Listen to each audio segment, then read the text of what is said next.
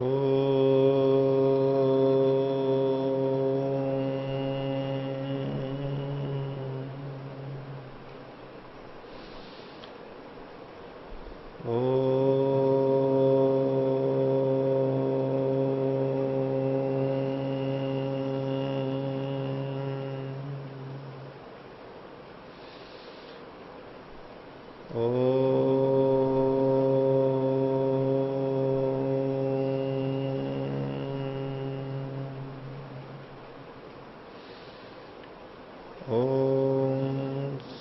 सहनाववतु सहनौ भुनक्तु सह वीर्यं करवावहै तेजस्विनावधीतमस्तु मा विद्विषावहै।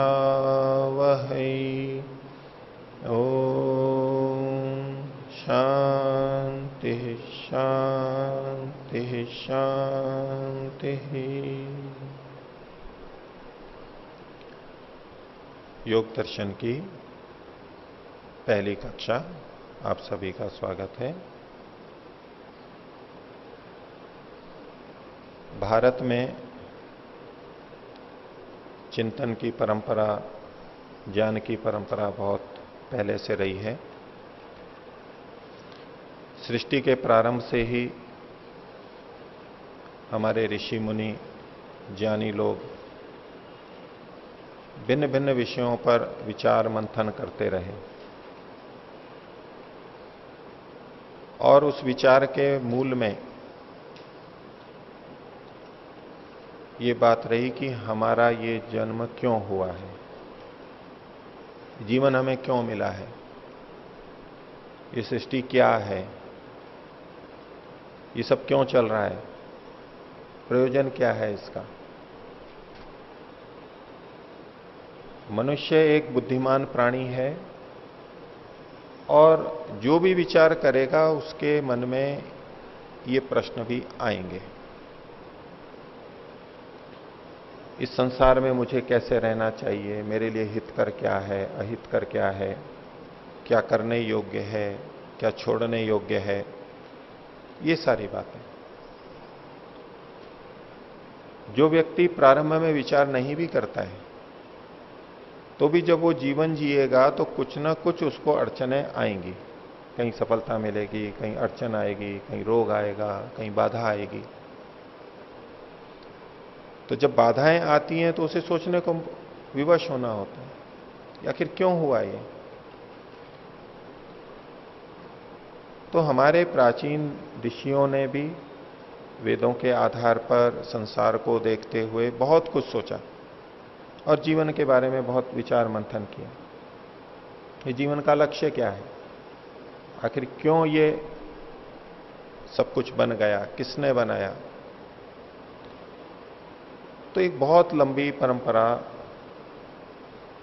लगातार चलती रही और ये तरह तरह की विद्याएं अलग अलग क्षेत्र में विस्तार से, वो सब व्यापक रूप से गुरु शिष्य परंपरा से भारत में विशेष रूप से और पूरे विश्व में भी ये चलता रहा।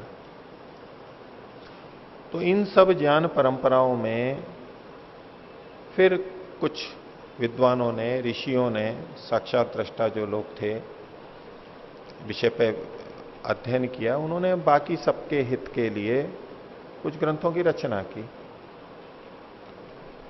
और अलग अलग दृष्टि से सोचा हुआ, अलग अलग दृष्टि से प्रस्तुत किया गया होने से, अलग अलग विषय को लेने से वो हमारे अलग अलग ग्रंथ बन गए। तो योग दर्शन भी ऐसी ही उस परंपरा का एक ग्रंथ है।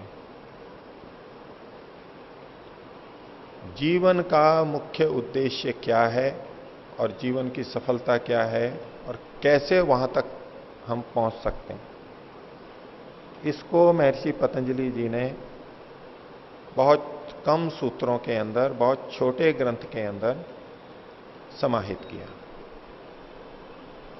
और वो आज योग दर्शन के नाम से प्रचलित है। ये जो चिंतन की परंपरा है, विचार की परंपरा है, इसको दर्शन कहते हैं। एक दृष्टि होती है, उसमें कुछ हम जानते हैं, देखते हैं, जिसके द्वारा हम कुछ समझते हैं, उसको दर्शन कहते हैं। तो किसी एक विषय में क्या दृष्टि हो, क्या ज्ञान हो, वो अलग अलग दर्शनों में बताया गया। अलग अलग विषयों को केंद्रित करके दर्शन बनाए गए। तो 6 दर्शन हमारे यहां पर प्रचलित हैं। तो उनमें से एक ये योग दर्शन है। और 6 दर्शनों में सबसे अधिक सुना जाने वाला, सबसे अधिक जिससे परिचित हैं लोग बाग, वो योग दर्शन है। योग शब्द बहुत प्रचलित है आजकल। विभिन्न संदर्भों में अलग अलग चीजों के लिए योग शब्द प्रस्तुत किया ही जाता है। तो उससे संबंधित ये दर्शन है योग दर्शन।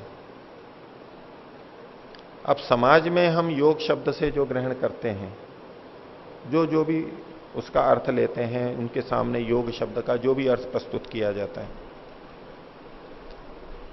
तो जब योग दर्शन शब्द आता है, ग्रंथ का नाम आता है, तो व्यक्ति ये सोचता है कि उससे संबंधित कुछ बातें यहां पर होंगी। समाज में योग शब्द से जो प्रचलित है वो यहां पर मिले ये आवश्यक नहीं है, क्योंकि समाज में योग के नाम से कुछ और बातें भी जुड़ी हुई हैं, वो प्रचलित हैं। वो सारी बातें यहां नहीं मिलेंगी। समाज में योग नाम से जो जो प्रचलित है और हमने योग दर्शन का नाम सुना तो हम ये सोचें कि ये सारी चीजें इसी ग्रंथ से निकली हैं, योग दर्शन से ही निकली हैं। ऐसा नहीं है। अन्य भी बहुत सारे ग्रंथ हैं जिनसे निकली हुई बातें, वहां कही हुई बातें जो आज योग के नाम से प्रचलित हैं, सारी यहां पर नहीं मिलती हैं। ये योग दर्शन योग से संबंधित मुख्य रूप से आध्यात्मिक बातों को बताता है। अंदर की बात को, मन की, चित्त के स्तर की बात को विस्तार से बताता है। आसन आदि कुछ चीजें हैं वो बाहर के रूप में आंशिक रूप से उपयोगी हैं, आवश्यक हैं, उतना ही यहां पर उल्लेख है। आप जब पूरा योग दर्शन पढ़ेंगे तो आपको पता लगेगा कि यहां आसन के बारे में कितना कहा गया है, प्राणायाम के बारे में कितना कहा गया है। आजकल जो योग के नाम से प्रचलित है उसमें आसन और प्राणायाम की प्रमुखता है और बहुत विविधता है। उनमें जो चीजें स्वास्थ्य के लिए हितकर हैं वो की जा सकती हैं, करनी चाहिए, उसमें कोई बाधा नहीं है। लेकिन वो सारी चीजें यहां पर नहीं मिलेंगी हमें, वो दूसरे ग्रंथों में मिलते हैं, उनका प्रयोजन दूसरा है। इस योग दर्शन में योग से संबंधित जो बातें आएंगी वो मन, अंतःकरण, इससे संबंधित थी। अधिकांश बातें उससे संबंधित है। और जो बाहर की बातें हैं भी, शरीर से संबंधित भी, उनका भी प्रयोजन मन को साधने से संबंधित है। योग का मतलब क्या है, भाष्यकार स्वयं बताएंगे, सूत्रकार स्वयं बताएंगे। तो यहां योग जिस रूप में प्रस्तुत किया गया वो एक गंभीर रूप में प्रस्तुत है। योग का जो गंभीर रूप है, योग की जो वास्तविक रूप है, जो आंतरिक साधना है, उसी को ही विभिन्न रूप में यहां पर प्रस्तुत किया गया। तो योग दर्शन के रचयिता महर्षि पतंजलि, पतंजलि शब्द से भी आप बहुत परिचित होंगे, वो इसके रचयिता स्वीकार किए जाते हैं। वो भी एक ऋषि थे, महर्षि थे। और इन सूत्रों के ऊपर जो हमें भाष्य मिलता है, संस्कृत की टीका मिलती है, वो महर्षि वेद व्यास की मिलती है। तो वो व्यास भाष्य के नाम से प्रचलित है। और ये सूत्र हैं पतंजलि के बनाए हुए हैं, इसलिए इसको पातंजल योग दर्शन कहते हैं। पतंजलि के द्वारा निर्मित, पतंजलि से संबंधित जो दर्शन है उसको पातंजल योग दर्शन के नाम से कहते हैं। स्पष्टता करने के लिए, क्योंकि योग के बारे में और भी बहुत जगह जो कहा गया है या तो योग शब्द का प्रयोग है, इस दर्शन को विशेष करने के लिए पातंजल योग दर्शन नाम से कहा जाता है। महर्षि पतंजलि, महर्षि पतंजलि के बारे में कुछ विचारधाराएं लोक में प्रचलित हैं। पतंजलि जी अन्य ग्रंथों के रचयिता के नाम से भी प्रसिद्ध हैं। तो योग दर्शन के रचयिता महर्षि पतंजलि जी, और महाभाष्य जो व्याकरण का ग्रंथ है, गंभीर ग्रंथ है, सूत्रों की व्याख्या की है, उसकी विवेचना की है, सिद्धांतों की विवेचना की है, वार्तिकों पर चर्चा है, पक्ष विपक्ष बना करके चर्चा है। ये सब सूत्रों के ऊपर नहीं है, लगभग 1/3 सूत्रों के ऊपर है। तो उसके जो रचयिता थे, महाभाष्य संस्कृत के व्याकरण के बहुत बड़े विद्वान माने जाते हैं। व्याकरण को 3 मुनियों का माना जाता है। उसमें महर्षि पाणिनि जी हैं, कात्यायन जी हैं और पतंजलि जी। ये 3 को मिलाकर के आज जो व्याकरण चलता है वो ही सर्वाधिक मान्य है, उसी को सब स्वीकार भी करते हैं। उसके जो रचयिता थे उनका नाम भी पतंजलि प्रसिद्ध है। और इस तरह के श्लोक मिलते हैं जिसमें आयुर्वेद से संबंधित भी एक पतंजलि स्वीकार किए जाते हैं। और कुछ लोग उनको चरक संहिता के रचयिता, चरक के रूप में उनको पतंजलि नाम से बोलते हैं। तो ये 3 चीजों को रचने वाले पतंजलि जी ये लोक के अंदर प्रचलित है। इस तरह के अलग अलग ग्रंथों में उद्धरण भी मिलते हैं। लेकिन ये अपने आप में विचारणीय है कि ये तीनों के रचयिता एक ही थे या अलग अलग थे। तो हम जिस तरह से देखते हैं उसमें वैदिक परंपरा वाले भी और पौराणिक भी इन तीनों को एक नहीं मानते, अलग अलग मानते हैं। लेकिन कुछ विद्वान इन तीनों को एक ही मानते हैं। एक श्लोक प्रसिद्ध मिलता है, कुछ 100 साल पहले का ग्रंथ है, और वाक्यपदीयम में भी कुछ वचन ऐसे आते हैं जिसे लोग निकालते हैं। वाक्यपदीयम भी व्याकरण का एक दार्शनिक ग्रंथ है, भर्तृहरि जी का रचा हुआ। तो एक श्लोक बहुत प्रचलित है, योगेन चित्तस्य पदेन वाचाम मलम शरीरस्य च वैद्यकेन यो अपाकरो तम प्रवरम मुनीनाम पतंजलिम प्रांजलिरानतोस्मि। एक प्रार्थना की गई, नमन किया गया, अभिवादन किया गया कि उस पतंजलि को मैं नमन करता हूं, हाथ जोड़ करके अभिवादन करता हूं। आदर पूर्वक कथन है कि जिसने योग के द्वारा चित्त के मलों को हटाने के का प्रयास किया, उसके उपाय बताए। योगेन चित्तस्य, योग के द्वारा, यानी ये योग शास्त्र, जिसने चित्त के, मन के, अंतःकरण के मलों को, दोषों को हटाने के लिए विधान दिया, व्यवस्था दी, बताया हमें। योगेन चित्तस्य। और पदेन वाचाम, पद कहते हैं शब्द को, छोटे छोटे जो शब्द होते हैं, टुकड़े होते हैं। तो पद शास्त्र यानी व्याकरण शास्त्र, उसके द्वारा जिसने वाचाम, वाणी के, वाणियों के, वाक्यों के दोषों को धोने का प्रयास किया, दोषों को हटाने का प्रयास किया, ऐसे पदेन वाचाम। और मलम शरीरस्य च वैद्यकेन, और शरीर का जो मल है, स्थूल शरीर जो हमारा है, जो दिखाई देता है, इसके मलों को, मलम शरीरस्य च वैद्यकेन, वैद्य विद्या के द्वारा, आयुर्वेद के द्वारा, यो अपा करो, जिसने हटाया, यानी प्रयास किया हटाने का,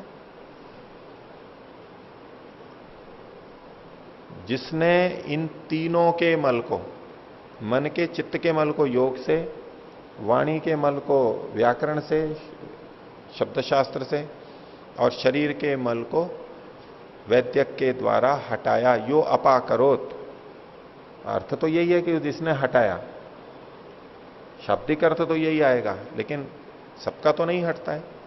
चित्त में भी सबके मल विद्यमान है, वाणी में भी है, दोष होते हैं, और शरीर में भी है। लेकिन जो जो प्रयास करते हैं उनका हट सकता है, हटा है बहुत लोगों का, उस दृष्टि से है कि जिसने इन तीनों के मलों को हटाया, उस प्रवर मुनि को, श्रेष्ठ मुनि को मैं हाथ जोड़ करके अभिवादन करता हूं। तो ये एक श्लोक बहुत प्रचलित है, और इसमें चूंकि 3 चीजों में पतंजलि का नाम, व्यक्ति एक ही है, जिसकी स्तुति की जा रही है, जिसका अभिवादन किया जा रहा है, वो व्यक्ति एक ही है, पतंजलि। और 3 चीजें बताई गई, 3 शास्त्र बताए गए। तो इस योग शास्त्र के रचयिता महर्षि पतंजलि थे, ये प्रसिद्ध है ही। और व्याकरण के महाभाष्य के रचयिता पतंजलि, ये भी प्रसिद्ध है ही। अब वैद्यक शास्त्र के लिए पतंजलि प्रचलित नहीं है। इसके अंदर यह कहा गया है,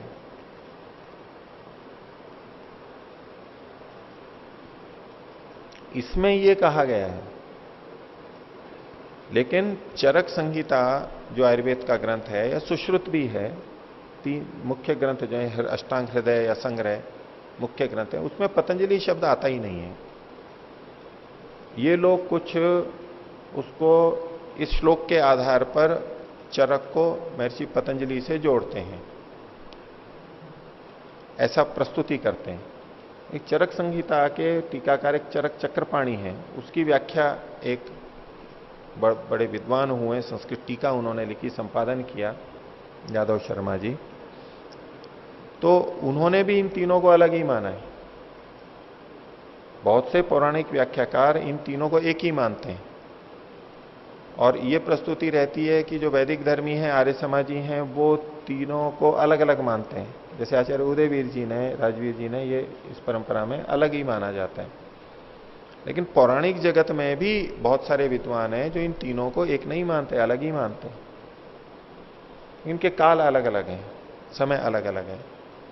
अगर पतंजलि मुनि के द्वारा रचित महाभाष्य को देखें तो वो कुछ 100 साल पहले का है, राजा पुष्यमित्र के समय का है। उससे संबंधित वहां पर वचन मिलते भी हैं, उदाहरण मिलते हैं, और कहा जाता है कि वो उनके राज पंडित थे या महामंत्री थे, पुरोहित थे, इस रूप में उसमें विद्वान थे, उन्होंने महाभाष्य की रचना की। लेकिन ये जो योग दर्शन है, ये तो बहुत प्राचीन है। इसकी व्याख्या व्यास जी ने लिखी, और ये व्यास जी हम मानते हैं जो महाभारत के रचयिता थे, वो व्यास जी इस मानते हैं। तो पतंजलि तो उनसे पहले के होंगे, ये इस परंपरा में स्वीकार किया जाए। वो कितना है, वो पूरा पूरा समय हम निर्धारित नहीं कर सकते, ना कोई विशेष ज्ञान हो पाता है हमें। लेकिन अभी नहीं थे, इसे अभी के नहीं थे, वो पुराने थे। तो आयुर्वेद के चरक संहिता में जहां वर्णन मिलता है अग्निवेश कृते तंत्रे, ये तंत्र कैसा है, अग्निवेश के द्वारा किया है। चरक प्रति संस्कृते, चरक ने उसका प्रति संस्कार किया, और फिर कुछ ने और उसमें पूर्ति की। जब खंडमंड हो जाता है, ग्रंथ टूट जाता है, तो उसमें कोई संक्षिप्त होता है, उसको विस्तार कर देते हैं, कहीं छूट गया है उसको बता देते हैं, विस्तार है उसको थोड़ा छोटा कर देते हैं। ऐसा प्रतिसंस्कार करने वाले करते हैं। ये परंपरा थी कि मूल ग्रंथ जिन्होंने लिखा वो तो लिखा, लेकिन कालक्रम से जब उसमें परिवर्तन आ जाता है तो बाद का कोई विद्वान उसी में भी संशोधन करता है। अपने यहां ये परंपरा रही है। एक ये माना जाता है कि मूल ग्रंथ जैसा है वैसा ही रहे, उसमें कोई परिवर्तन नहीं हो, लेकिन जो अति विद्वान होते हैं, इस परंपरा वाले होते हैं, उसमें संशोधन भी करते हैं, वो किया जा सकता है। तो ये चरक संहिता एक ऐसा उदाहरण है, और भी कुछ ग्रंथ ऐसे मिलते हैं। तो ये चरक संहिता भी प्रति संस्कार, ये अगर चरक को पतंजलि मानते हैं तो चरक भी बाद के हैं, बहुत महाभारत के बाद के हैं। तो ये जो हैं व्यास जी से पहले के, हमारे को मुख्य प्रमाण इसी रूप में मिलता है। और जो वाक्य पदीयम आदि के श्लोक मिलते हैं, वचन मिलते हैं टीकाकारों के, वहां सीधे सीधे ये नहीं लिखा है कि पतंजलि एक ही थे।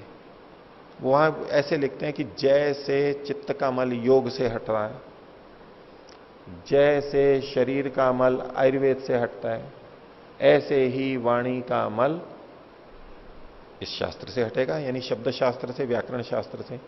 इस रूप में प्रस्तुति है।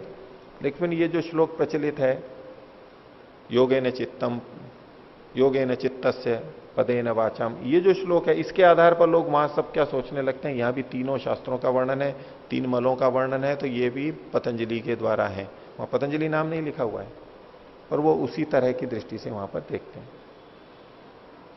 तो वाक्यपदीयम में ये स्पष्ट नहीं है सीधे सीधे कि पतंजलि ने ही तीनों को रचना की है। तो हम यहां इस परंपरा में तो तीनों को अलग अलग मानते हैं। ये योग दर्शन के पतंजलि जी बहुत पुराने हैं, पहले के हैं, महाभाष्य वाले बाद के हैं, और आयुर्वेद के रचयिता, चरक के रचयिता महर्षि चरक अलग हैं, तीनों को अलग मानते हैं। पतंजलि नाम जो है उनका पड़ा, दोनों तरह से नाम होते हैं। एक तो जन्म से ही नाम रखा गया, और एक उनके गुणवाची नाम भी होता है, उनकी विशेषता को देख करके कोई नाम रखा गया है। तो पतंजलि शब्द जो है, इसमें पतत अंजलि, पतत अंजलि, ये दो शब्द थे। पतत का मतलब जैसे पतंती, पतती, पड़ रहा है, गिर रहा है, गिरने के अर्थ में आता है। तो इसमें संस्कृत की दृष्टि से कुछ विशेष संधि होती है, इसको शकंद्वादि गण में मानते हैं, और उसमें शकंद्वादिशु पर रूपम वाच्यम। तो पतत, त जो है ये हलंत है, और उधर है अंजलि। तो पतत में जो अत है अंत में, प विच्छेद करेंगे तो प अ त अ त, ये विच्छेद है। तो जो अत है अ और त, इसको टी बोलते हैं, और अंजलि का अ, ये मिलकर के पर रूप यानी अंजलि का अ बचता है। तो पतत का केवल पत बचेगा और अंजलि का अ मिल जाएगा, तो पतंजलि ये नाम बनता है। पतंजलि मतलब उसका होगा पतत अंजलिर यस्मिन नमस्कार्यत्वात्, गिरती हैं अंजलियां जिसके नमस्कार के लिए, जिस पर। अंजलि हम ये बोलते हैं, जल अंजलि में लेते हैं, ये अंजलि है हमारी। तो जिसके लिए अंजलियां नमस्कार के लिए गिरती हैं, ये गिरने का मतलब है उनको हम अभिवादन करते हैं।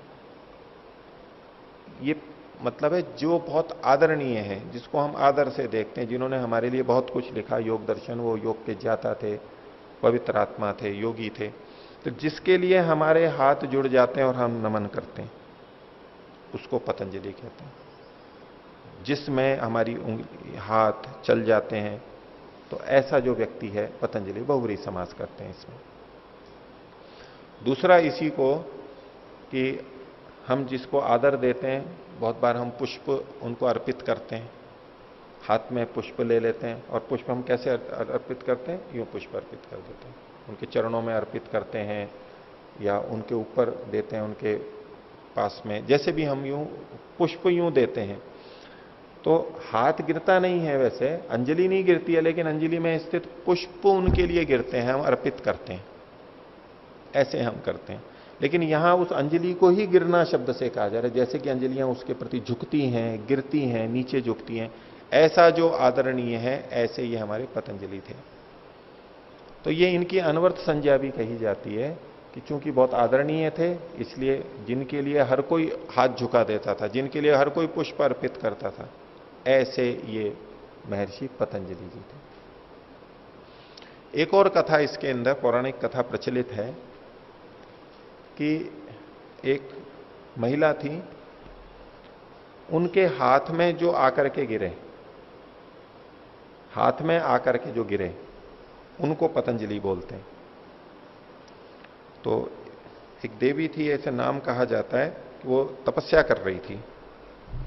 गोपी नाम की कोई महिला थी जो तपस्या कर रही थी, उसके हाथ में सर्प के रूप में जो गिरे, महर्षि पतंजलि को सर्प और उसके पर्यायवाची शब्दों से भी बोला जाता है। तो वो तपस्या कर रही थी और वो उनके हाथ में सर्प के रूप में गिरे, और वो ही ये पतंजलि थे। तो ये पतंजलि अर्थ में पौराणिक संवाद में इस तरह का माना जाता है। ऐसे में जब करते हैं तो अंजले है पतन इति, अंजले है पतन इति ये करते हैं, तो मयूर व्यंजक आदि समास करते हैं इसमें दूसरे ढंग से, पर हम इसमें पहला वाला अर्थ लेते हैं। ये पतंजलि जी जिन्होंने इस शास्त्र की रचना की, वो तो पुरुष ही होंगे।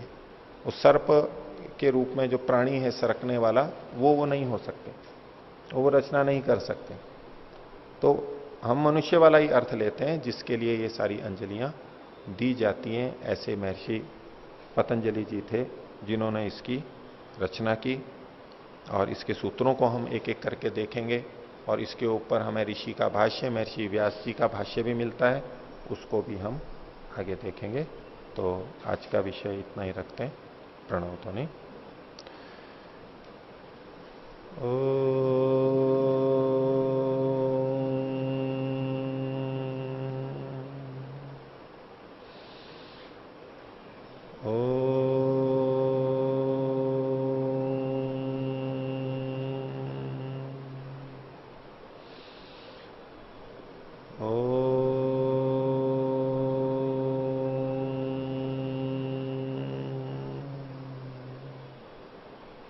सभी को सादर अभिवादन। ओम।